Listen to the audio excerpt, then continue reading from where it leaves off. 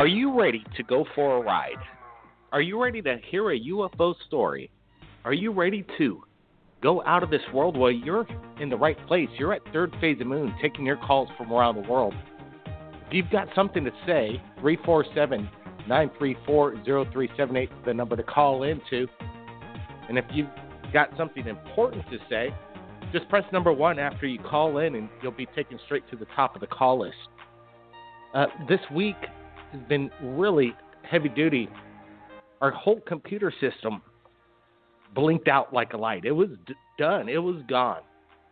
All our files, every single UFO video that's been submitted to us from around the world, all the Third Phase of Moon episodes, everything was gone. We're doing an update on our computer, and the next thing you know, a nightmare happened, and the whole Third Phase of Moon archive, pretty much the world's largest archive in history of this UFO phenomenon over these years, disappeared. But then a miracle happened. After 4 days of technical wizardry, we brought in people from Microsoft, everywhere else, and did a whole reboot on our system. And praise the Lord, praise up there, whoever. Look we got it back. We got it back. So, wow, we're going to be backing up all the files. We're going to put this under lock and key just in case this ever happens again, people. We got it back. So, thank goodness for that. And it's my pleasure to be back. That's why we weren't able to broadcast Friday. Our computer system was down. We couldn't even get up on the internet. It was pretty ridiculous. So watch out when you update, people. You just never know what's going to happen. Back up your files, and yep, we got it back, people. Thank goodness. Thank goodness. Okay, so let's get to the callers. You guys got something you want to share? Let's bring them in right now. Let's go to area code 614. You're live, Third Phase of Moon. How you doing tonight? Where are you calling in from? Just fine. I'm in Columbus, Ohio, sir. Columbus, Ohio. Well, welcome to the show. What's on your mind? Go ahead. This is awesome. I'd just like to say I've been following your program for a while, and I'm real excited to be on. I have a couple things. I'm former military, did 11 years active reserve, and was a police officer for 8 years. I'm retired now. Had a couple sightings that were strange, not anything big to talk about, but I did want to get to, my mom used to work at Wright Patterson Air Force Base for Project Blue Book guys. She was administrative assistant, secretary. She had a vault clearance, and she never told me a lot, but she's a firm believer. But she knew the guy who wrote that book, and she knew all the big players in the Blue Book department. The only thing odd that I can say that she did mention was that there was kind of a high rate of suicide in that building. And you can imagine it's probably not full of a lot of people, but she said there was like 3 suicides while she worked there, and one guy was just so happy-go-lucky she had a hard time believing that he killed himself. I find that kind of interesting. I just thought I'd share that. My grandfather. Yeah, it is bizarre, but yeah.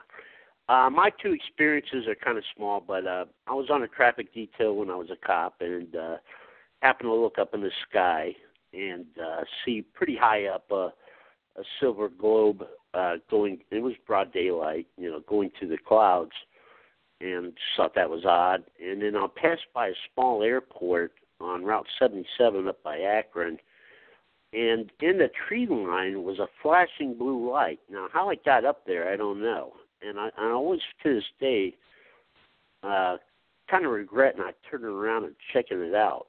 I mean, it was off the runway. It was in the, how the end of a runway sometimes ends in, like, trees and stuff. And it was, like, right in between the runway and the highway, but it was up on the top of the trees. and it was a blue light that was pulsating. And there's no excuse. I mean, there's no explanation for how a blue flashing light would be right in the treetops.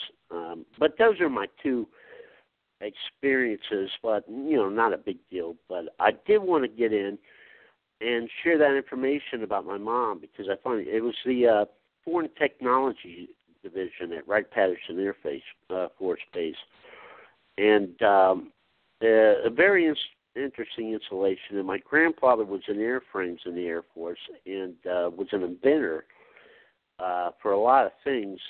He invented the urinary to water cooling system in the spacesuits, which is like his big claim to fame. And he designed a couple of doors for the Apollo and some space helmets. He had a few prototypes with space helmets, so I think he had a kind of a little problem with them, but he used to have one. And interesting guy, just a blue-collar guy, but he could fix anything. Wow, sounds like you have a family that's been really involved with the military, NASA. That's quite incredible.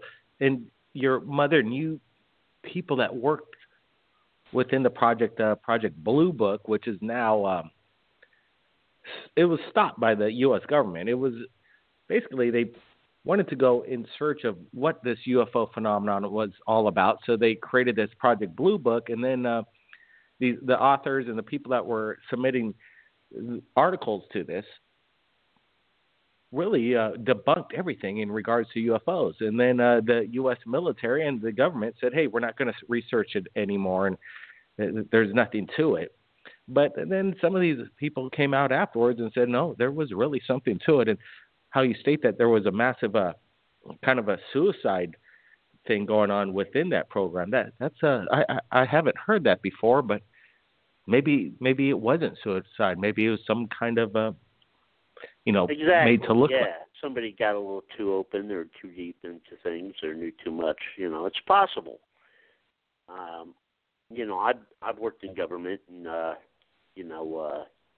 know how the mentality is, and it was real bad when I worked at the sheriff's office. I mean, that's just a civilian entity, but I understand the mentality. You fly like an eagle, and someone's going to try and shoot you down. So you really got to watch what you do or say so that you don't stand out. And it's the same way in the military. You got to play the game. You got to know how to get by without bringing attention to yourself at the same time, bringing anything negative to you. Sure. There's an immunity program where whistleblowers could come out to the government, whistleblow on bad things that are happening within its own system. But when it comes down to the UFO phenomenon and extraterrestrial alien existence, I got a feeling that they're not going to be any kind of asylum or any kind of jurisdiction that they're safe from if they really got something they want to share. So I got a feeling the government's up to something in regards to this cover-up. Whistleblowers got to be careful, but I think when they share their information right here at Third Phase of Moon, they can't stop it. It's too late. The public's heard it already. We get over 100,000 views within days on our radio shows when people call in. So once it's out, the information is leaked to the world, then people are safe at that point. So appreciate that. We got more callers coming in to Third Phase Moon. If you've got something you want to share, just press number 1 on your keypad and we'll get to you right away. Blake Cousins, stand by. This is Third Phase Moon. We'll be right back. Blake Cousins, we're back broadcasting live, and we've got a story coming out in regards to train passengers. They said they witnessed 6 mothership UFOs beaming light down onto Earth. Some investigations are looking into claims that these train passengers saw something. Traveling by train through an Apache County in Arizona in the desert, the witnesses allegedly saw 6 hovering 2-story objects beaming light to the ground level. A child of the woman who reported this astonishing sight filed the account to the U.S.-based mutual MUFON network. They should report it right here at Third Phase Moon, because MUFON pretty much really doesn't follow up with this stuff. I guess the report says, stated by the mother, or stated by the daughter, she says, my mother was traveling through the Arizona desert via train on her way to Texas. And this thing went down, this major sighting. This is very interesting. Let's see. She was so excited to share this that they really didn't know what was really going on. And I guess there's been some follow-up via MUFON. Says they say, please be very cautious with UFO photography before investigating, analyzing is completed. So they're basically, MUFON's debunking this stuff before they even realize what's really going on. Some people might say there's this photographic evidence, and people are saying it's just a refraction of light within the train itself, and that is very possible. But when people see UFOs with their own eyes, it's easy to dismiss it afterwards from another perspective as a refraction of light or a satellite, stars. Yeah, when you see it yourself, you could lay all that doubt on the side because you know what you're seeing. All right, if you've got a story, have you seen a UFO? We want to hear it. We want to hear your stories. That's quite incredible because it's happening right now. There's some kind of freeze up on our computer again, but I think we're going to be able to pull it off. We got a pretty good system up, and I'm going to be putting in this program to clear this thing up. But anybody out there, if you've got something you want to share, just press number 1 on the keypad, and we'll be right back. Warning. Failure. Control life. Warning. Unidentified flying object.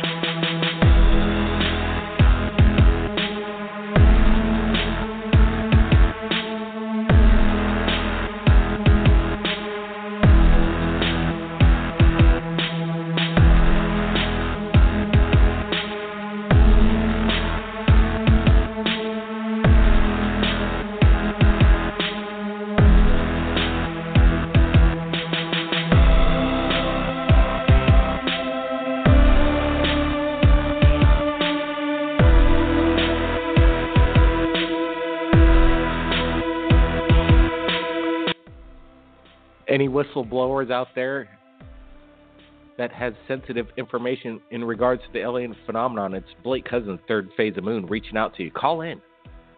We want to take your information and share it to the world. We're back taking calls from around the world. Let's go to area code 206.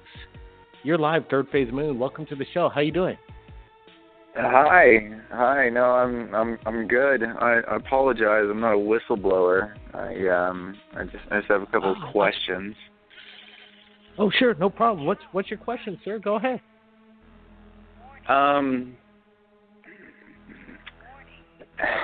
Having researched all of this stuff, having gotten into it, having finally gotten to the point that we're not alone.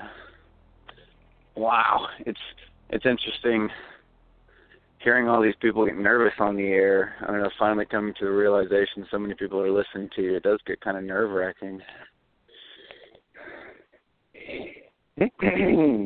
Yeah, it's a big step. It's a big step sometimes to come forward and share these intimate experience. Sometimes people share it to us for the first time, and it's not easy.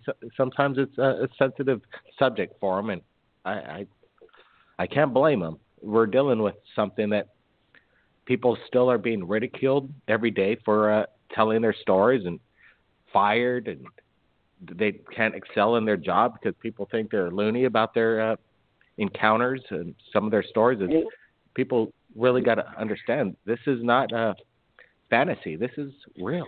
Go ahead. No.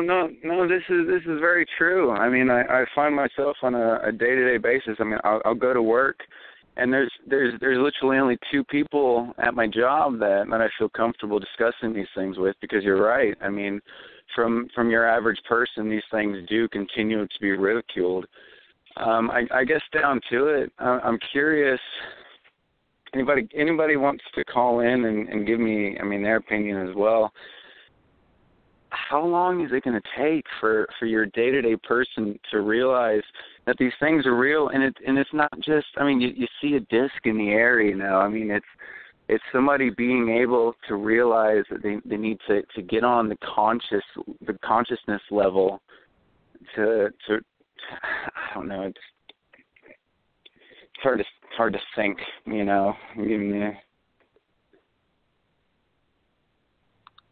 Well, it's interesting because recently I've had the pleasure to meet Jim Shannon, and we're going to be releasing a full-length documentary on Jim Shannon. He was basically in charge of a military program, and a movie was made on him, and it's called The Men Who Stare at Goats. And he's got basically all the answers of when, how it's going to go down when the aliens make themselves present, and then how the military is going to react. And it's quite astonishing and surprising and enlightening on some of the things he has to say. So we're looking forward to that. We're going to be announcing where that documentary is coming up. But, yeah, it was an amazing experience hanging out with Jim Shannon, and we're going to be releasing that here shortly. But, yeah, I've had even relatives that I've spoken to about the UFO phenomenon and got into heated arguments because they don't want to talk about it or even have a conversation about it. They want to talk about other things, but when they bring that subject up, it's like taboo, or like they're looking at you like you're nuts. No, absolutely. I've tried to talk to a couple people about it. I've heard the term cognitive dissonance. I don't know if you're familiar with it or not. It seems to be someone refusing to accept something that's taboo, that's ill-natured, things that aren't relative to them. I grew up in the church, and it was hard for me to be able to let go of all of these things that I soon realized that were fiction, that I don't know, either way, and then soon realizing all of these extraterrestrial, dimensional beings here, and finding meditation and being able to contact and all of these things, all of my experiences, and I'm just looking for guidance on the next step. I don't know what to do now. Well, I guess all we can do is ride the wave, because it's going down, and as we could see, the UFO sightings are on the rise. There's soft disclosure happening every day, in my opinion. We're seeing that there's an evolutionary point that's going to be coming to a precipice here, and we're going to be seeing it. And that's what Jim Shannon is saying, and that's what a lot of people are saying. So I got a feeling we're not going to wait much longer. And as far as how we're going to have to convince the other people that are non-believers to make them believe, well, some people are just hopeless non-believers. And when you can't help hopelessness, there's no reason to try and change that, because it's done. It's done. That people have their own opinions, which is fine. Thanks for the call. Let's we've got some more callers. They're lining up. Let's go to area code 480. You made it to the show. Perfect. Is it me? Yeah, we got you. How you doing? Oh, okay. I'm doing good. I just wanted to call in briefly. I've called in before, but I just wanted to touch base with some lights that I've been seeing in the sky that seem to originate from like the south spot in the sky, and there's been they almost appear like they could be satellites, but then I don't know if I believe in satellites. But anyhow, they just pop out of like the round part of the ladle on the Big Dipper, and they travel towards the brightest star. I'm not familiar with the name of the star, but they travel towards the brightest star heading south, and they like disappear in that area. And it's almost like they're intelligent, because when we see them, they either dim out or they just disappear completely or they get bright. But see, last weekend we were out here, and I live in Arizona, and it's pretty dark, so we get really good stars out here. We don't have a lot of neighbors with lights. And anyhow, they were coming all directions. They were going to the north, from the south, to the east, to the west. They were making turns, but they were all going the same speed, like obviously really fast, but they weren't, going super fast and then slow, or I don't know. It was just really weird. Like they'd go a couple of inches and then dim out and then get bright, and then it seemed like a couple of inches in the sky, obviously. And it was just really strange. But one of them touched down towards the back of the Superstition Mountains, and what it did was we noticed it, and it was heading east behind the mountains, and it started dropping down, almost like the way a spider drops down from its web. It was really strange. It was blinking down, and it would go down and down and down. And when I went to grab the camera, poof, gone. No more stars. They were like, okay, we're done. And this is almost, I'd say just about every night. If I come out here, I can see something going on. Pretty interesting. Has anybody else talked about that? That's strange.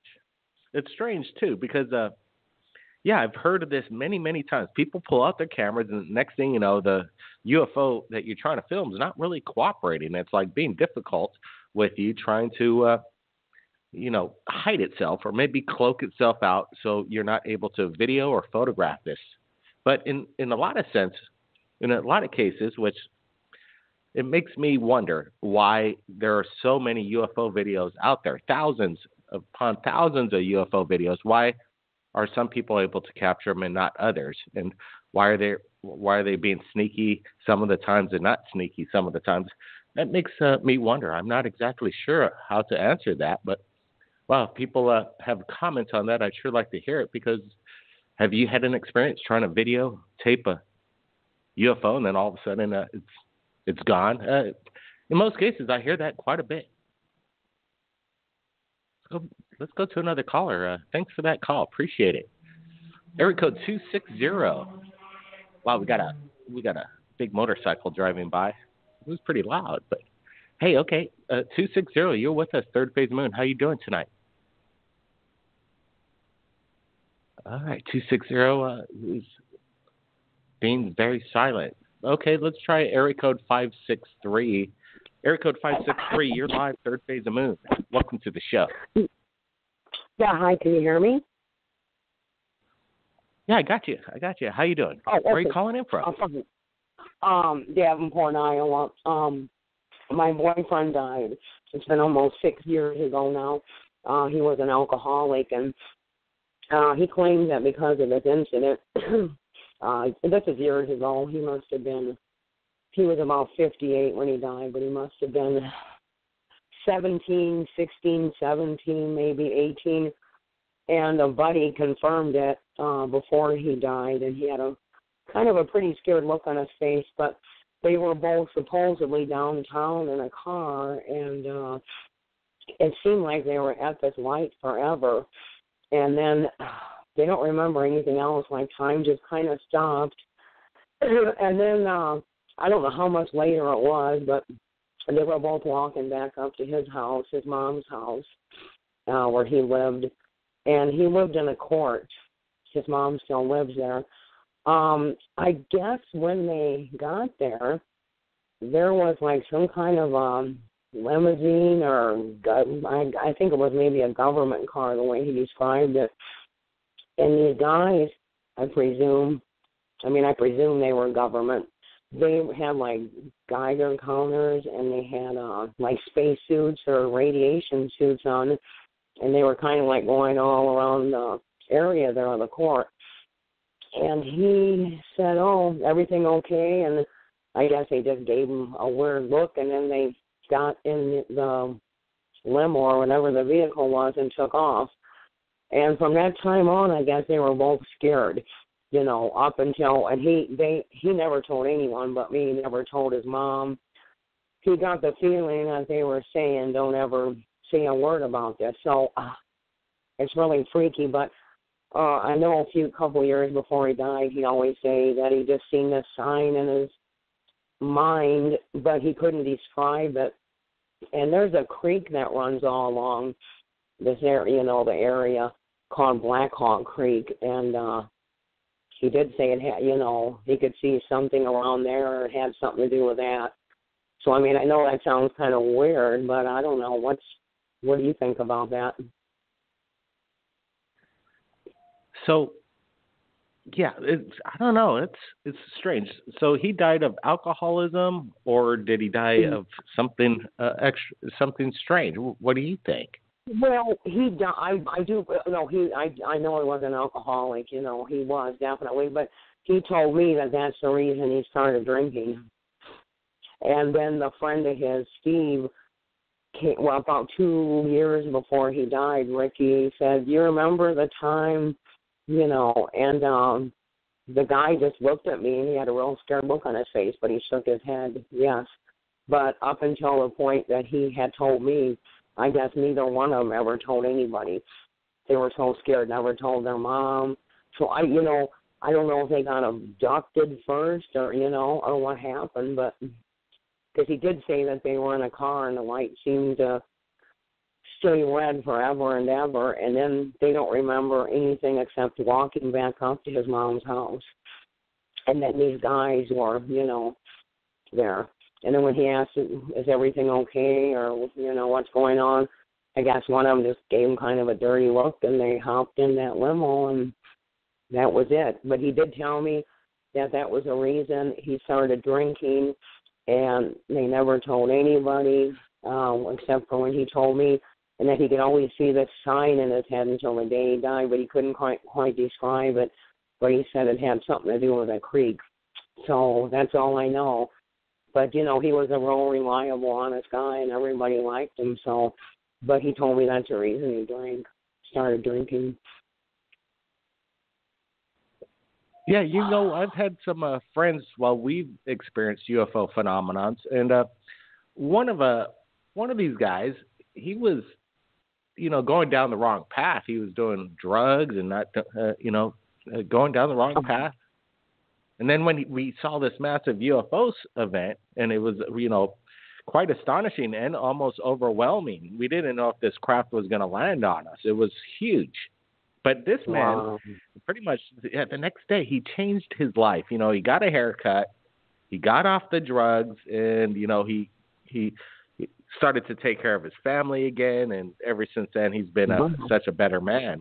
So it's quite interesting where some people go down the path of despair, or others go down the path of enlightenment. I'm not exactly sure it's whatever happened to your friend, but it makes me wonder too that he still was seeing signs and stuff, and like you said, that he continued to drink. I have no idea if something else was going on, if he ever got abducted, or it was happening presently, because you always see this sign, and it had something to do with a creek, but that's all. But he stayed scared until the day he died, I know. So I don't know. Yeah, I know.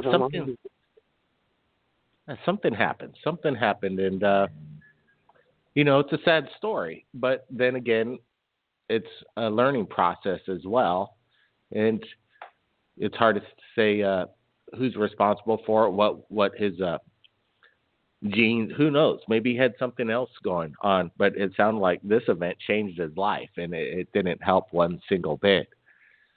But other people, when they experience UFOs, it changes their lives in a much better way. And that's the way I felt when we watched that UFO.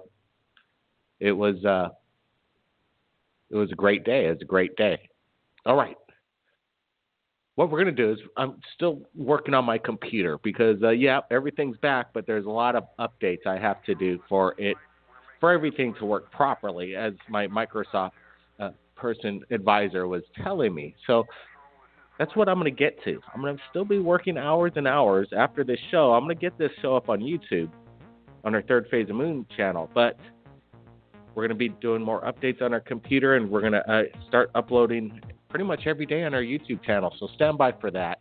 And we'll be broadcasting live Friday night. Don't worry about it. We'll be broadcasting live, taking your calls from around the world. I know it's important to you, and it's important to me to get the word out. So everybody on the Flash Chat, thanks for joining me tonight. I want to thank Beyond the Omniverse, number one, and Flip It for you. Glad he made it tonight. Just Listen, thank you so much for joining me. Tanner Brown, good to see you. And the Bone Throne is with us. Thank you. And let's see. Jerusalem, 67, appreciate it. Good to see you. Geeky Tony, 75. Thanks, Geeky. Lord Danu. Hey, Lord Danu, good seeing you. We got Rand Lafayette. I think I'm saying it right, but apologize if I'm not. But thanks, Rando. Scott D, 87. Appreciate it, Scott D. And Written in Red Dreams. I read your book. Appreciate it. It was an interesting read. It was an interesting read indeed. Thank you so much for sharing your book with us, Written in Red Dreams. And then the last guy, let's see if I could say it. It's let's see, Zen Tricks Go. I'm giving it my best shot, but we got McCarty David. Everybody, hey, thanks a lot for joining me tonight. See you on Friday. Keep your eyes on the skies, and if you see something amazing, grab that camera, have a steady hand, and submit it to me when you shoot some incredible UFO videos. We want to check it out. Blake Cousins.